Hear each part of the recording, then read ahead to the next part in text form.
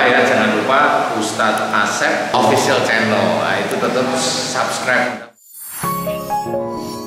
Bismillahirrahmanirrahim. Assalamualaikum warahmatullahi wabarakatuh. Waalaikumsalam warahmatullahi wabarakatuh. Amin ya rabbal alamin. Alhamdulillahirabbil alamin. Allahumma shalli ala Muhammad wa ala ali Muhammad ma ba'du. Alhamdulillah, sedulur beriman dimanapun berada, pada kesempatan kali ini kita bisa berjumpa lagi. Mudah-mudahan Anda semua yang ada di sana jauh ya selalu sehat walafiat, dan juga semua harapan cita-citanya diberikan kemudahan oleh Allah Subhanahu wa taala. Amin ya Allah. Kali ini alhamdulillah kita ketemu lagi walaupun melalui media sosial YouTube ya. Mudah-mudahan nanti apa yang kita bahas hari ini ada di yang pertama bisa di channelnya Ustadz dan Official Channel, kemudian Tum Family dan Asep Hidayat Official Channel. Nah, seperti biasa sebelum kita membahas topik yang insya Allah menarik kali ini, kita akan sapa dulu guru kita yang pertama adalah Ustadz. Assalamualaikum. Waalaikumsalam warahmatullahi wabarakatuh. Alhamdulillah, kalau melihat guru kita ini tuh saya merinding. Tahu itu kenapa? Aduh, jangan sampai dikira saya jin. Saya merinding ya. Sama ya? Sama ya. Iya, karena iya, aura beliau itu masya Allah lah bagi saya ya. Mudah-mudahan beliau selalu sehat. Amin ya Allah. Dan di samping kiri saya ada Bang Peci merah sekarang nih ya, Pak Tung. Sehat ya Pak Tung ya? Alhamdulillah. Senyumnya nggak pernah berubah ya. Ngevlog sendiri sama bareng-bareng gitu aja sama. Kalau dia senyumnya berubah dari yang kemarin sama sekarang, namanya stroke. Apalagi miring kanan, miring kiri. Oke, kemudian di samping kanan saya ada guru saya juga ya, Mas Eko. Assalamualaikum Mas Eko ya. Ini ya. Jadi ini kanan kiri saya ini orang yang beginilah pokoknya ya. Jadi beliau ini adalah orang-orang yang dipilih juga sama Allah Subhanahu wa taala. Oke, Pak Eko, Pak Tum, mohon izin ya, dan Ustadz. Kan kali ini saya ingin mencoba bertanya tentang masalah haji, Ustaz. Kebetulan kan tinggal kurang lebih sebulan lagi. Sebulan lagi haji itu akan terlaksana di tahun 2022 setelah 2 tahun pending. Ya, dan jatah kuota untuk Indonesia itu hanya 105.000 yang biasanya 260-70.000. Nah, Ustaz, Rasulullah mengatakan di satu hadis bahwa al-umratu ilal umrati kafaratu lima bainahuma al-hajjul mabrur laisa lahu jaza'uhu ilal jannah. Jadi kata Rasul, antara umrah yang satu ke umrah berikutnya itu penghapus dosa di antara keduanya. Dan yang menariknya nih kata Rasulullah bahwa tidak ada balasan bagi yang haji mabrur, balasannya kecuali surga. Nah, yang jadi pertanyaan justru ini. Ini gimana caranya supaya yang dikatakan Rasulullah itu haji mabrur balasannya surga? Karena memang semuanya kan berharap surga. Nah, tipsnya, caranya ataupun apa namanya ya, menggapai haji mabrur itu harus seperti apa? Karena khawatirnya bahwa setiap orang yang sudah kesana sudah merasa bahwa dirinya sudah haji, sudah pasti mabrur lah gitu kan. Padahal seperti apanya yang haji mabrur itu kan belum diketahui. Apalagi kalau udah dipanggil Pak Haji gitu. Itu ya, Haji Bu Haji ya. Gitu ya. Oke, mungkin Ustaz boleh kita ingin mendengarkan untuk menggapai haji mabrur itu seperti apa sebetulnya. Terima kasih. Bismillahirrahmanirrahim. Sebenarnya dari antara umroh yang satu dengan yang berikutnya itu dihapuskan dosanya itu sebenarnya itu tidak secara letter luck seperti itu. Tidak secara letter luck. Itu adalah penyemangat. Jadi antara umroh yang satu dengan yang lain itu ada jeda. Nah, pada saat umroh itu kan haji kecil ya. Betul. Haji kecil itu kan tetap sama seperti haji Jadi intinya adalah terakhir di dalam rukun Islam. Terakhir itu berarti sudah pungkasan, terakhirnya seseorang untuk menjalankan rukun Islam. Nah, saat antara umrah yang satu dengan yang lain itu dihapuskan dosanya seperti itu, bukan berarti dari umrah kemudian dia melakukan keburukan-keburukan, umrah lagi itu hilang. Bukan seperti itu sebenarnya, tidak otomatis. Nah, ini memang harus dijelaskan. Dari umrah yang satu kemudian dia menjaga ibadah-ibadah dari apa yang dikerjakan selesai umrah. Nah, ini nanti menjawab yang hajinya juga sama. Jadi apa yang dikerjakan sana, dia ketemu melihat Ka'bah, kemudian dia berdoa mohon ampun, menangis, bersyukur, menangis, apapun yang menangis, sampai pulang ke negerinya masing-masing. Bisa aja dia itu nangisnya sudah lupa. Yang dia ingat adalah saya sudah umroh 30 kali. Nah, ini kebiasaan kita orang muslim itu ya seperti itu. Nah, ada ujub, ada riya di dalam hati dan pikiran, dan itu akan gestur dari orang tersebut kelihatan bahwa dia itu merasa lebih daripada saudaranya yang lain. Nah, di titik-titik itulah dosanya tetap tidak akan dihapuskan sama seperti yang dikatakan Rasul di dalam hadis tersebut. Jadi di antara umrah yang satu dengan yang lain dia isi bukan dengan kebaikan, bukan dengan ibadah-ibadah yang dianjurkan oleh Rasulullah maupun Allah, tetapi dia isi dengan kesombongan. Kalau dia dalam hadis ceritakan dari umrah yang satu ke yang lain, jeda itu dosanya diampuni, kemudian dia ngawur melakukan kezaliman, ya percuma, sama aja. Bukan itu maksudnya. Jadi hadis ini adalah penyemangat, adalah pada saat kita itu umroh yang pertama atau kedua atau di antara itu kita jalankan kebaikan-kebaikan. Berupa apa Ustaz kebaikan-kebaikan? Macam-macam, setiap hari kita lakukan. Contoh kalau kita itu mohon ampunlah beneran. Selain kita mohon ampun melalui lisan, serius dengan hati, kemudian kita juga berjanji pada Allah Ta'ala tidak menjalankan lagi. Nah, itu kan jelas itu. Kemudian bersyukur, yang dulunya itu bersyukur itu juga jarang sekali, hanya cuma sekali-kali, alhamdulillah. Nah, itu betul-betul diingat, direnungkan apa saja yang belum pernah saya syukuri terhadap nikmat yang diberikan oleh Allah kepada saya. Itu kan perlu perenungan, Ustaz. Nah, kemudian disyukuri itu setiap saat disyukuri. Nah, ini sudah mulai istighfar sama bersyukur jelas. Kemudian apalagi di dalam melakukan perbuatan sehari-hari, dari mulai bekerja itu dari mulai awal bekerja kita bismillah, kemudian menjalankan pekerjaan itu tiap menitnya itu kan bisa ganti-ganti persoalan, Ustaz.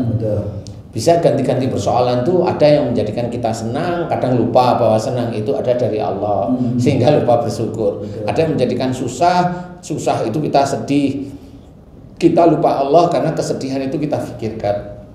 Ada yang menjadikan emosi itu juga lupa pada Allah Ta'ala sehingga kita itu marah. Nah, di sini ini kan harus diisi sebenarnya bahwa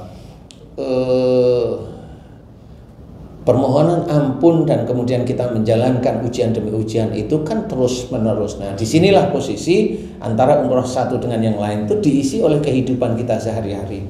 Yang dulunya kita itu merendahkan pasangan kita, kemudian kita menghormati pasangan kita.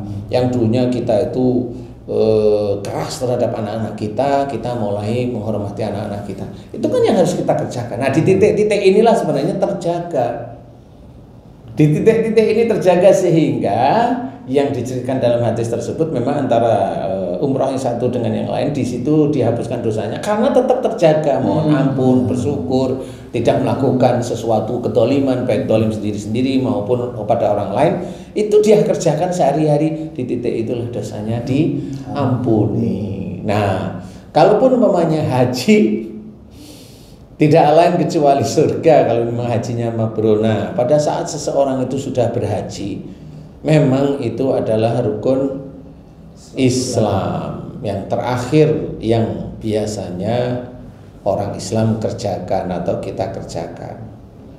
Penggodanya itu biasanya adalah ujub dan riya. Penggodanya. Jadi jangan terus kita dari Baitullah kemudian aman tidak digoda setan, itu nggak ada. Setan itu tidak mati. Jadi tetap ada di hati kita. Kalau memang kita itu bisa nyium Hajar Aswad, coba aja nanti kan di negeri itu ngomong aja bahwa dirinya itu hebat sudah bisa nyium Hajar Aswad. Kadang-kadang yang nggak bisa nyium juga ngomong. Saya tuh nggak bisa nyium malah ngomong juga. Nah, itu sebenarnya ada beberapa hal yang dia tidak sadar, dia melakukan keburukan demi keburukan, kesalahan demi kesalahan. Nah, ini yang akan merusak. Makanya yang namanya mabrur itu sendiri harus dijaga, kemabruran itu. Sholat tetap masih dijaga, baca Qur'annya dijaga, kemudian perilaku mamanya di sana itu melakukan kebaikan, nolong, memberikan sedekah, ngasih makan ini. Coba di negeri ini, cobalah seperti itu, prinsip-prinsip yang baik itu kerjakan. Kemudian sama seperti tadi saya menceritakan tentang umrah satu dengan berikutnya itu, coba itu istiqomah tetap menjalankan itu. Di dalam suatu pekerjaan ya coba istiqomah, bismillah, kemudian ada ujian diberi senang, ini dari Allah, kemudian diberi susah, jangan terlalu susah, ada Allah, ada pertolongan Allah. Diuji dengan kemarahan, lah ngapain saya harus marah, ini kan ujian terus menerus. Itu dilakukan dan tahu bahwa ini sebenarnya ujian-ujian dari Allah Ta'ala. Nah itulah dalam keadaan berdiri, duduk maupun dia berbaring, dia ingat bahwa itu ujian dari Allah dan dia tetap lurus istiqomah. Nah itu menjaga kemabruran sebenarnya. Dan mabrur itu memang tidak bisa dilihat secara harfiah mata. Dia ngaji bener, tapi kan setelah ngaji kita nggak tahu dia ngapain. Seperti apanya nggak tahu. Dia sholat rajin, betul. Dia jamaah betul, tapi setelah sholat walau kita nggak tahu. Sedekahnya, iya seperti itu. Nah, ini yang harus kita pikirkan. Apa yang dikerjakan? Hajinya dia untuk apa? Karena niatnya memang berhaji.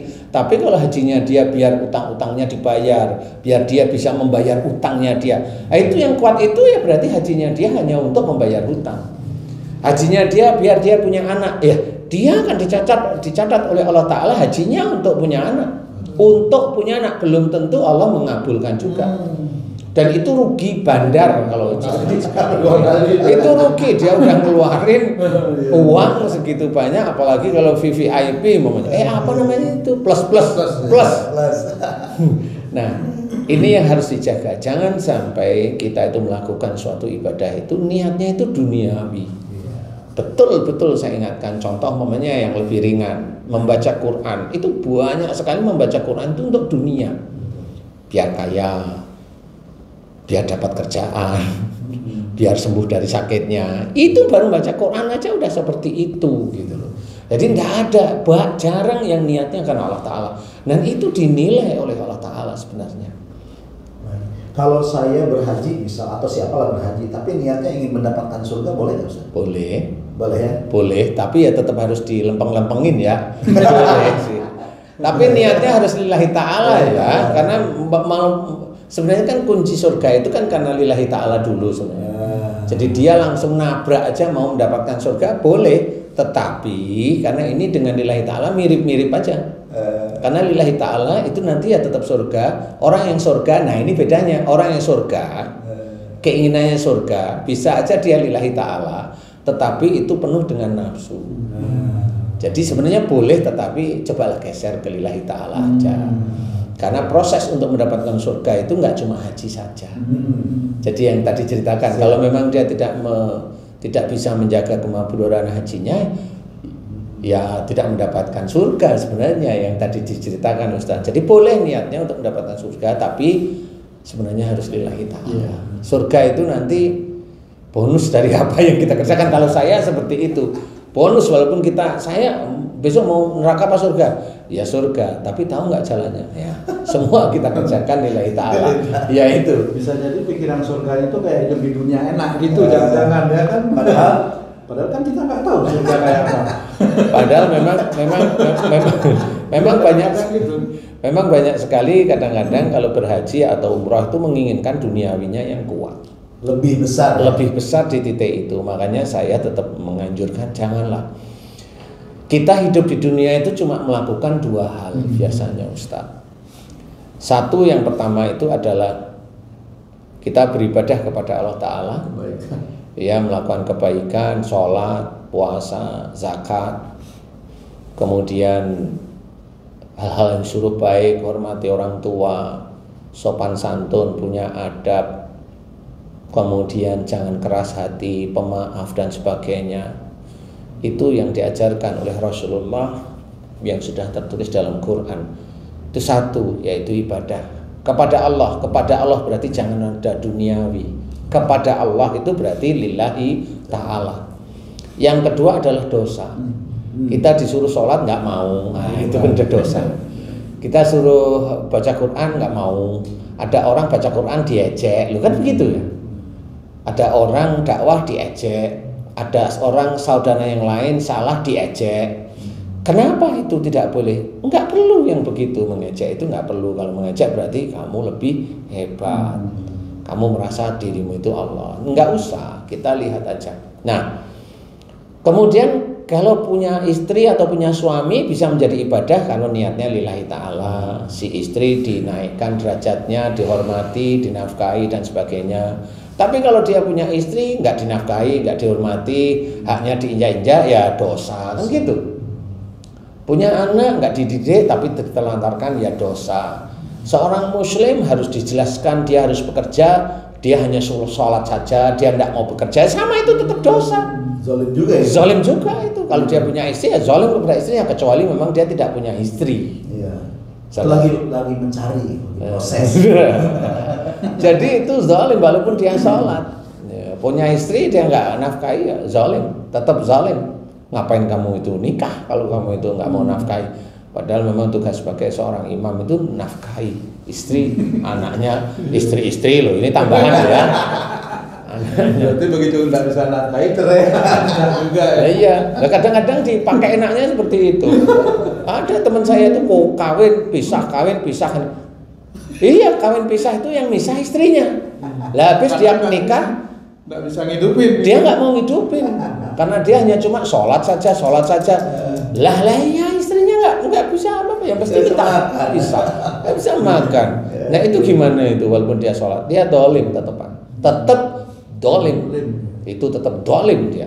Wa may yaf'al dzalika udwanu wa dzulman fasawfa nuslihi naro. Nah, barang siapa melanggar hak dan berbuat aniaya akan dimasukkan dalam neraka.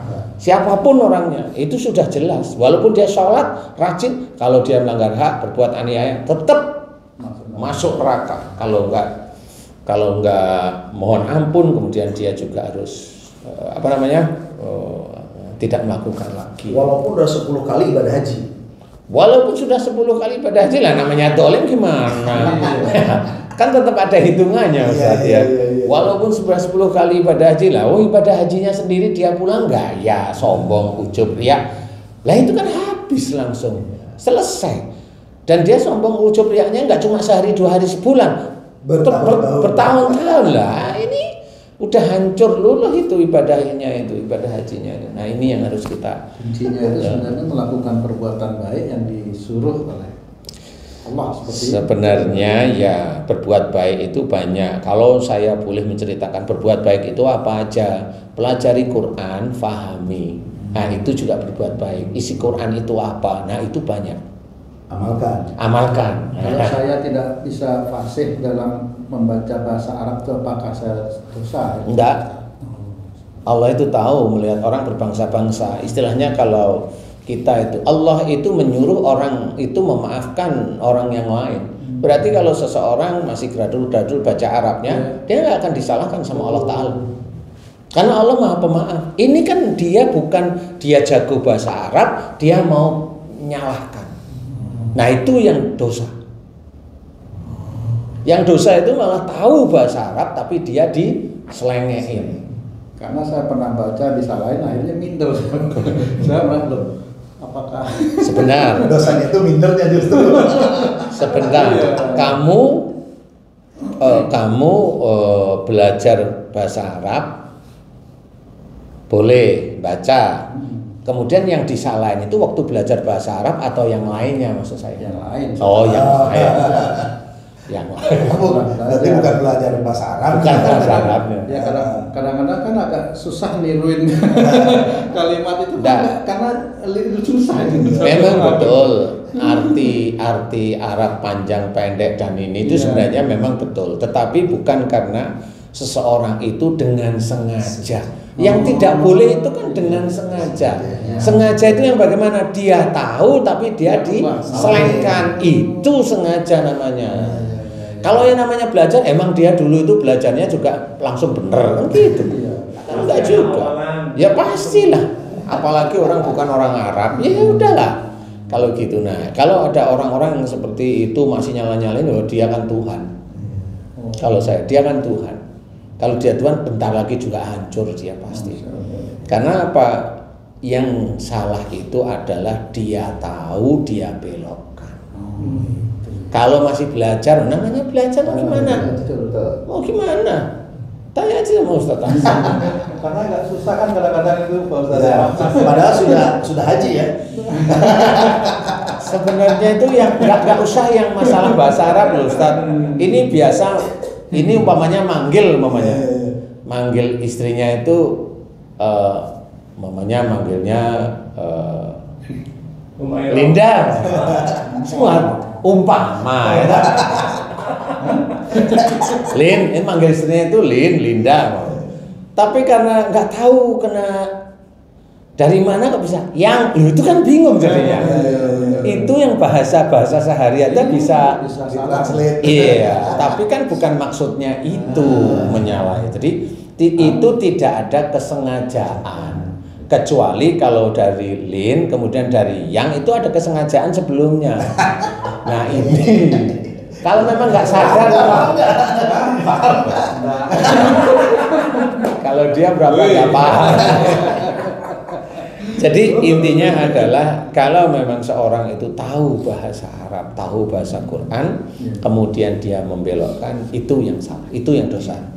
Tapi kalau seseorang yang dia itu tetap belajar, salah-salah tetap insya Allah tidak ada persoalan. Allah disuruh memaafkan, pasti Allah itu maha pemaaf. Karena dia tahu hambanya itu memang baru belajar. Oke, berarti sama Ustaz ya, seorang haji sudah melaksanakan ibadah haji, harusnya kan mabrur itu seperti yang Ustaz sampaikan tadi, dia dalam kehidupan sehari-harinya itu berlaku baik kan. Betul, tetapi pada saat-saat tertentu kan namanya manusia, al-insanu mal khata'i wan nisyan, ya kadang-kadang lupa, kadang-kadang salah. Itu berarti kan tidak disengaja. Betul. Ataupun kalau sudah tahu istighfar lah. Kan ada cara-caranya Ustaz. Istighfar kemudian ingat, oh saya belajar untuk tidak melakukan lagi. Itu kan cara-cara Islami. Makanya kenapa diceritakan banyak sekali wasari'u ila maghfiratin min rabbikum. Ini kan sudah jelas bahwa bersegeralah kamu dalam ampunan Allah. Kalau dia itu salah kemudian dia mohon ampun kepada Allah Ta'ala, dia menjalankan kebaikan sudah.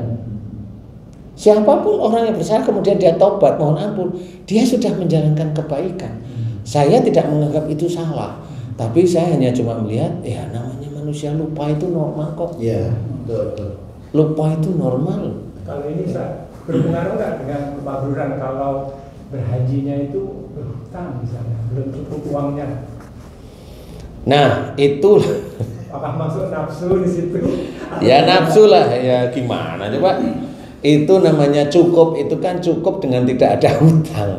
Kalaupun memang ada hutang, kalau dia punya tagihan di tempat lain, dia berhutang karena ini tagihan tempat lain belum bisa masuk, masih boleh lah. Dari tagihan itu dia berharap untuk bisa nutup hutang, masih boleh. Gitu. Ya ada borok atau ada tanggungan yang dia sebenarnya insya Allah sudah tahu. Boleh lah seperti itu, tapi kalau murni berhutang kalau bisa ya jangan lah ya. Kan kalau punya hutang justru diselesaikan. Diselesaikan, memang tidak boleh seperti itu. Karena kan tidak tahu pada saat ibadah haji tiba-tiba meninggal. Nah, seperti itu. Iya, jadi tadi bilang saya lagi. Walau-walam ya. Iya, meninggalnya karena meninggalnya di tempat ibadah haji itu kadang-kadang belum tentu belum tentu itu benar-benar meninggal karena Allah ridho. Bisa jadi dia itu ingin mati pada saat haji. Jadi ingin mati. Jadi doanya itu yang dikabulkan oleh Allah Ta'ala itu ingin mati di sana biar kelihatan dia itu dosanya hilang. Nah itu sama. Jadi dia pergi haji niatnya ingin mati. Ya sudah dimatikan oleh Allah Ta'ala. Dan itu banyak kasus yang seperti itu. Banyak. Dan jangan pergi haji ini benar-benar untuk menunaikan ibadah, bukan ingin mati di situ. Tapi kalau ternyata masanya di situ habis, walaupun tidak berdoa ingin mati di sana, gimana Ustaz? Ya tidak ada masalah. Kalau itu kan haknya Allah ya. Karena kan kebanyakan walau saya tahu isi hati orang. karena memang ada beberapa teman saya sendiri itu memang ingin meninggal di sana, mati di sana beneran Ustaz. Bukannya pingin mati husnul khotimah, tapi pingin mati di situ gitu Ustaz. Husnul khotimah itu kan doa. Ya, baik. Nah iya makanya itu. Kalau doa itu yang menentukan Allah, bukan kita. Iya. Kalau dia dianggap mati pada saat dia haji itu dianggap syahid. Lah, ini memang dia lagi beribadah, betul istilahnya. Iya. Tapi kalau mati pada saat haji itu tetap ditulis pahalanya, itu benar. Betul. Pahala hajinya ya. Itu ditulis pahala hajinya itu benar. Tapi kalau ditulis itu syahid, nanti dulu kalau saya. Belum tentu, tidak otomatis. Tidak otomatis, karena pada saat dia itu tahu dosanya banyak, dia haji ingin mati di situ kan kelihatan habis nanti. Enggak, malaikat itu paham. Mau ngakalin dia enggak seperti itu. Dan memang bersiasat.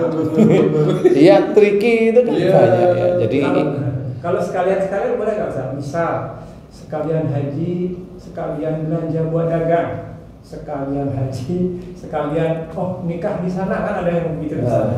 Sekalian itu makanya. Kalau saya nggak usah sekalian. Satu-satu. Kalau memang haji.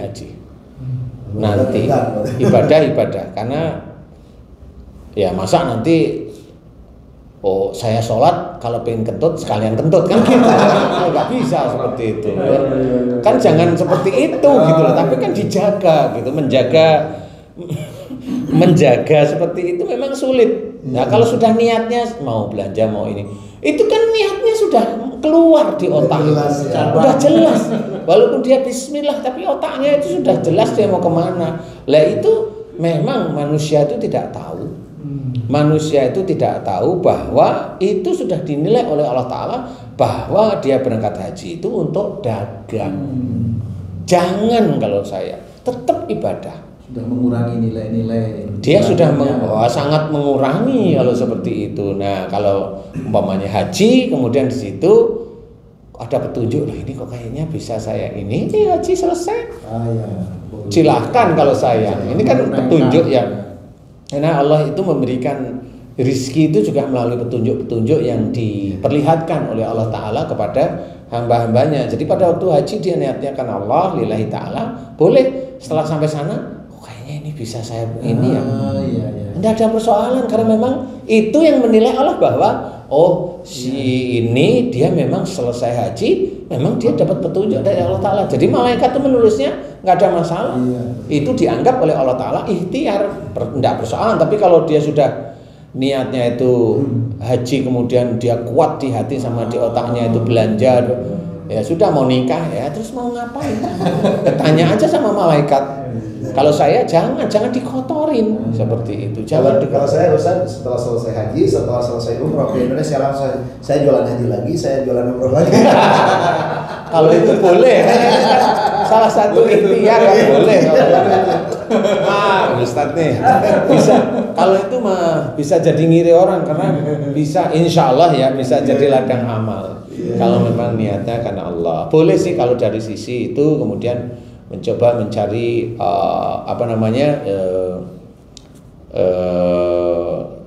mencari keuntungan itu boleh selama yang mencari keuntungan kemudian yang membayar itu ikhlas ridho sah. Insya Allah sah. Cari rezeki ya. Cari rezeki nggak ada persoalan. Tapi kan diskon terus. Kalau diskon itu ada bedanya. Kalau itu ada bedanya. Tetap ada bedanya. Kalau Ustaz Asep sudah kaya betulan ya. Diskon gitu. Amin. Berarti sekarang bentar lagi Karena memang kan ada yang seperti itu. Jadi akhirnya dia pikir ya saya sudah diberi rezeki di lain tempat, haji ini diem. Saya menghantarkan jamaah aja. Saya niatkan lillahi ta'ala. Itu sudah beda. Nah itu benar mengantar. Nah inilah yang betul-betul lillahi ta'ala. itu tidak kerja, itu ibadah full malahan. Gitu. Jadi betul-betul mengantar. Jadi karena kerjaan sudah ada yang lain ya sudah gitu. Baik, Ustaz, penyemangat mungkin bagi saudara-saudara kita yang tahun ini akan berangkat haji, ya mohon kiranya Ustaz beberapa tips untuk melaksanakan ibadah haji supaya di sana waktu wukuf itu merasa damai, nyaman dan diterima doanya. Mungkin kan Ustaz sama yang lain sudah pernah ke sana tuh, bisa diberikan gitu tips. Iya. Satu atau bedanya itu satu, Ustaz. Kalau saat saya pernah ke sana, kalau Ustaz sering ke sana itu. ayo kalau gitu. Itu bedanya. Kalau saya semua kemudahan-kemudahan itu pasti dari Allah. Kalau saya kemudahan itu enggak hanya nanti didapatkan pada saat seseorang itu haji atau umroh, enggak. Tapi cobalah belajar di negeri kita ini, berikan kepada saudara-saudara kita itu kemudahan. Berikan kepada saudara kita itu kemudahan. Dan yang jelas itu kalau ada seseorang muslim memberikan kemudahan-kemudahan kepada saudara-saudaranya, nanti dia akan diberi kemudahan oleh Allah Ta'ala di akhirat. Itu sudah jelas sekali. Jadi ayolah, dalam hadis tersebut itu kita betul-betul itu mengerjakan. Jadi pada saat umpamanya kita sering mempersulit saudara kita, ya nanti dia di akhirat akan dipersulit. Kita sering mengejek saudara kita, ya nanti di akhirat itu kita akan diejek, dijatuhkan. Kita sering, wah ya, begitulah. Kalau memang di dunia seperti itu, nanti di akhirat akan dibalas. Sama seperti itu. Makanya kenapa kalau kita belajar, kalau kita difitnah, biarin aja. Kan gitu, nggak usah ikut memfitnah, nggak usah ikut ini. Walaupun tahu kesalahan, tahu tapi nggak usah. Nah itulah istilahnya seseorang yang dia didolimi oleh orang lain, tetapi dia tetap menjaga saudaranya itu, dia tidak balas semata-mata karena Allah Ta'ala. Ya.